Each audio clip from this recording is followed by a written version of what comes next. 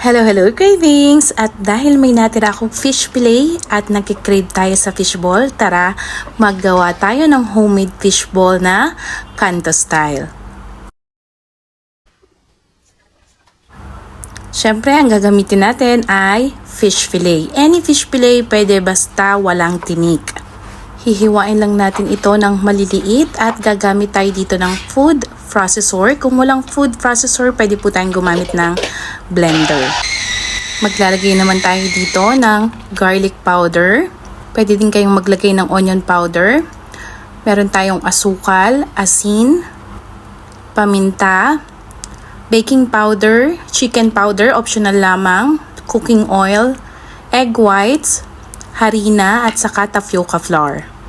Kapag wala pong tapioca flour, pwede po ang cassava flour, pwede ang cornstarch. At lalagyan natin ito ng tubig, dahan-dahan, hanggang maubos natin yung 1.5 cups ng tubig.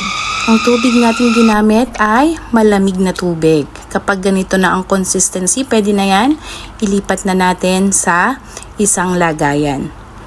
Dahil mainit na rin yung ating tubig, gagamit tayo dito ng kutsara panghulma sa ating mga fishball. Ito po ay malaking size. Kung ayaw nyo naman po ng malaking size, ay pwede po kayong gumamit ng kutsarita. Lulutuin lamang natin to ng 10 to 15 minutes. After ng 15 minutes, pwede na po natin itong hanguin. Kung nagmamadali po kayo, pwede nyo pong ilagay sa malamig na tubig para mas mabilis. At syempre, gumawa din tayo ng maliliit na size. Ito yung ginamitan natin ng kutsarita. At napakadami nating nagawa, talaga namang unlimited fish balls. Ito po yung fish ball na pag niluto mo ay lumulobo, pero pag inahon mo na sa mantika ay umiimpis. Para naman sa ating sauce, tubig, toyo, asukal, paminta, onion, garlic, konting vinegar, cornstarch, pampalapot. Hahalu-haluin lamang natin ito hanggang ito ay lumapot. Nasa low heat lang tayo.